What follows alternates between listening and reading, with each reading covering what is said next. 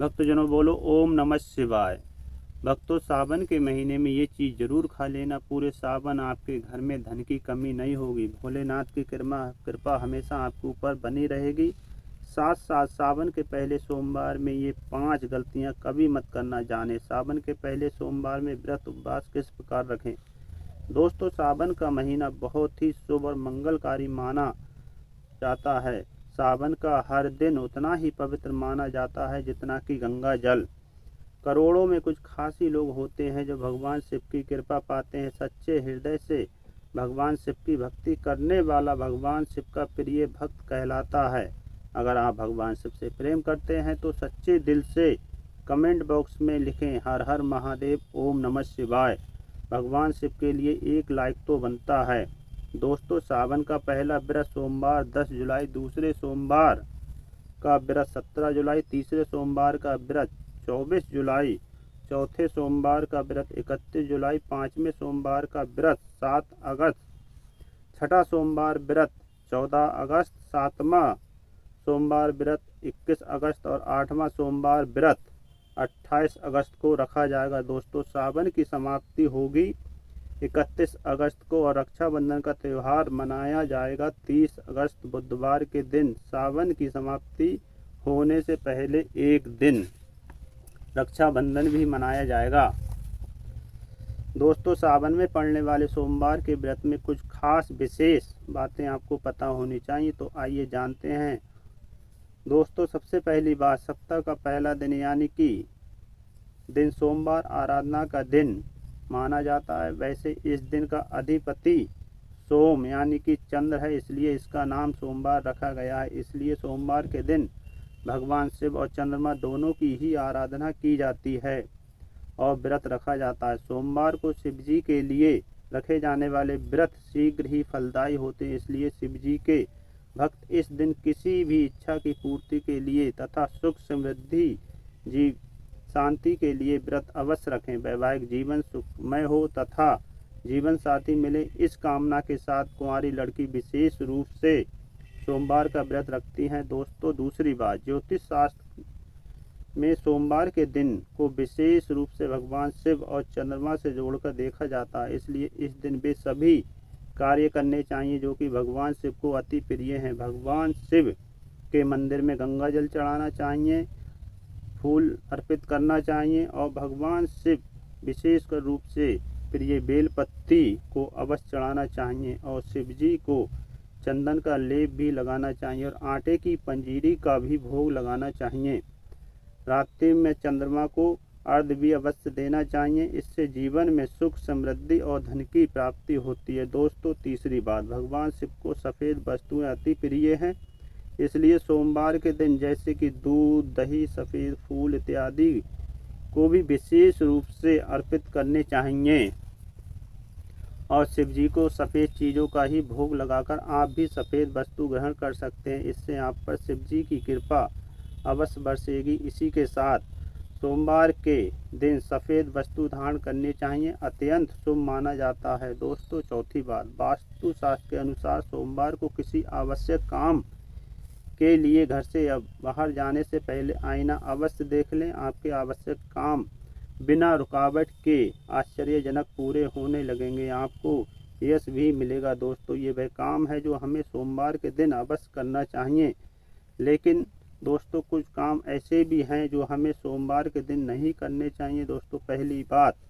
सावन में सोमवार के दिन काले कपड़े पहनकर शिव जी के मंदिर में भूलकर भी प्रवेश ना करें। व्रत इत्यादि में भी काले कपड़े कभी ना पहने। महिलाओं को सोमवार के दिन बाल भी नहीं धोने चाहिए, इससे परिवार पर गहरा असर पड़ता है। सोमवार के व्रत में व्रतधारी को थोड़ा संयम रखना चाहिए, इससे शिव जी क्रोधित हो जाते हैं। सोमवार के व्रत में व्रतधारी को फलों में नाशपाती का सेवन गलती से भी नहीं करना चाहिए, इसे शुभ नहीं माना जाता। और दूसरी बात, सोमवार के दिन मांस का सेवन नहीं करना चाहिए या फिर शुद्ध सात्विक आहार, दूध, दही, फल इत्यादि का सेवन करना चाहिए। तीसरी बात, सोमवार के दिन किसी का भी अपमान ना करें, बुरे अपशब्द भी ना निकालें, इससे जीवा पर बैठी माँ सरस्वती का अपमान होता है और व्रत भी टूट जाता है। और ऐसा बुरा व्यवहार सोमवार के व्रत में कतई ना करें, व्रत टूट जाता है। चौथी बात, शिव जी की पूजा के साथ ही नंदी महाराज की पूजा भी आवश्यक है। शिव पशु प्रेमी है, इसलिए सोमवार को 4 पैर वाले पशु का अर्थात गाय माता की विशेषकर रूप से पूजा अर्चना करनी चाहिए। सोमवार के दिन गाय माता को अवश्य ही कुछ ना कुछ अवश्य खिलाना चाहिए, इससे व्रत पूरा माना जाता है। इसके साथ ही नंदी महाराज बैल का अपमान बिल्कुल भी ना करें। दोस्तों, 5वीं बात, पूजा करते समय इस बात का ध्यान रखें, भगवान शिव को केतकी का फूल, कुमकुम, तुलसी के पत्ते, कटे फटे बेलपत्र या खंडित चावल भूर कर भी ना चढ़ाएं और संग से भी जल अर्पित ना करें। दोस्तों, सोमवार के दिन इस दिन शिव और चंद्रमा की आराधना करें, व्रत करें, शिव मंदिर में जाएं, साफ दिल से मन में कई बार ओम नमः शिवाय मंत्र का जाप करें। भगवान भोलेनाथ आप पर अवश्य प्रसन्न होंगे, आपकी हर मनोकामना पूर्ण करेंगे। इसी के साथ दोस्तों, क्या आप ये बात जानते हैं, सोमवार के व्रत में ये फल कतई यानी सावन में सोमवार के दिन ये फल कतई नहीं खाना चाहिए, या गलती से भी ना खाएं। इस फल को खा लेते हैं तो जीवन भर भगवान शिव के क्रोध का सामना आपको करना पड़ सकता है, आपका व्रत भंग भी हो सकता है, आपके परिवार पर कष्ट भी आ सकते हैं। कम से कम सोमवार के व्रत में ऐसा पाप कभी ना करें। दोस्तों, शास्त्रों में ऐसा माना गया है, व्रतधारी को व्रत में कभी उधार मांगकर फल इत्यादि नहीं खाना चाहिए, इससे उसे पाप लग जाता है और व्रत भी अधूरा रह जाता है। सोमवार का व्रत हो या कोई भी व्रत क्यों ना हो, पड़ोसियों से मांगकर व्रत इत्यादि में फल वगैरह मांगकर नहीं खाना चाहिए, व्रत में इससे उस पर पाप लग जाता है और व्रत भी अधूरा रह जाता है।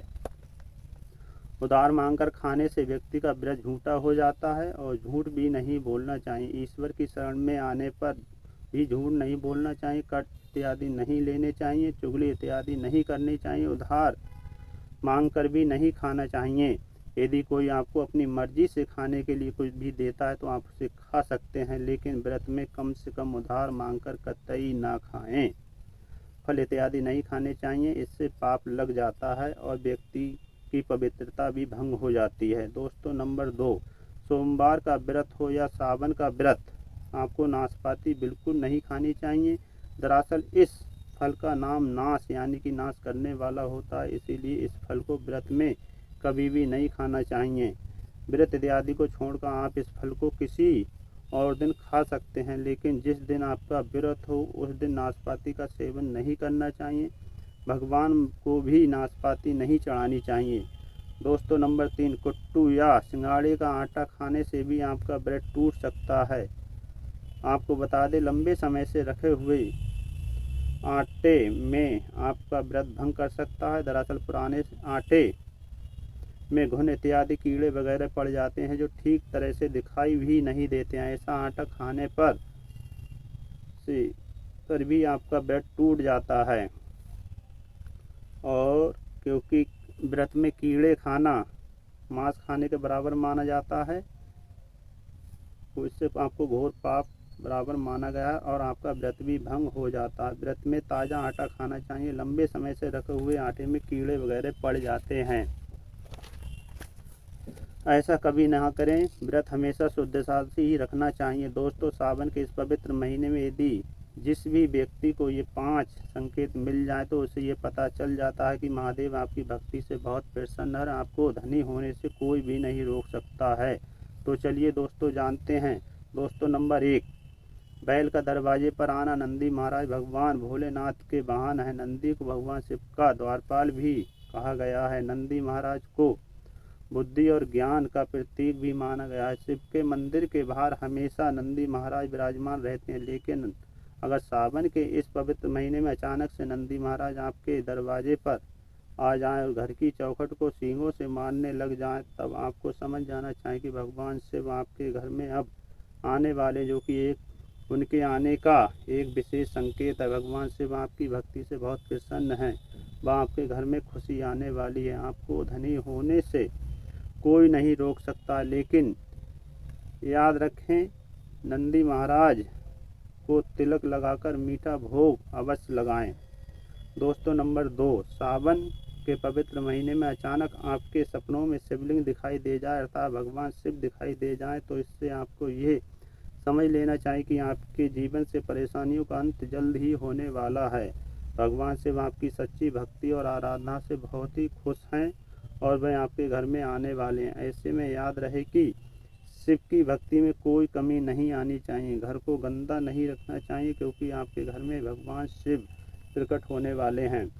दोस्तों नंबर 3, शास्त्रों के अनुसार ऐसा माना गया है कि नीलकंठ भगवान शिव का ही प्रतीक है। यदि आपके घर में सावन के महीने में नीलकंठ छत पर आकर बैठ जाएं तो उन्हें भूल कर भी मत भगाना क्योंकि ये भगवान शिव का ही प्रतीक माने गए हैं। ऐसे में आपको खुश होना चाहिए क्योंकि भगवान शिव आपकी भक्ति से बहुत खुश हैं। शास्त्रों में ऐसा माना गया है, बताया गया है कि नीलकंठ अगर मनुष्य के घर पर आकर बैठ जाए तो साक्षात घर में महाशिव के आने के संकेत माने गए हैं। अब आपके बुरे दिन जाने वाले। ऐसा कहते हैं कि भगवान श्री राम भी इस पक्षी के दर्शन करने के बाद ही रावण पर विजय प्राप्त की थी। दोस्तों नंबर 4, सावन के पवित्र महीने में अचानक से काला सांप अगर निकल आए तो उसे बहुत ही शुभ माना गया है। इसे बिल्कुल भी ना मारें, ये भगवान शिव के आने का संकेत है। जिनकी भक्ति से महादेव प्रसन्न होते हैं तब महादेव किसी खास अवसर पर ही दर्शन देते हैं। सावन का महीना बहुत ही पवित्र महीना माना गया है। यही वो महीना है जिसमें भगवान शिव धरती पर आते हैं और उसी घर में अपना वास बना लेते हैं जो सच्चा भक्त होता है। सपनों में किसी भी नाग नागिन का जोड़ा देखना बहुत ही शुभ माना गया है। ये घर में शिव के आने के संकेत है। अब आपको खुश होने की ज़रूरत है। तो दोस्तों नंबर 5, सावन के शुभ अवसर पर सोमवार के दिन डमरू की आवाज़, घंटियों की आवाज़ सुनाई दे जाए तो यह अत्यंत शुभ माना गया है। इसका अर्थ है कि भगवान भोलेनाथ अब आपसे प्रसन्न हैं और जल्द ही आपके संकट दूर होकर जीवन में सुख समृद्धि आने वाली है। महादेव आपसे बहुत खुश हैं। दोस्तों भगवान शिव की कृपा पाने के लिए एक बार भगवान शिव का जयकारा अवश्य लगाएं। ओम नमः शिवाय।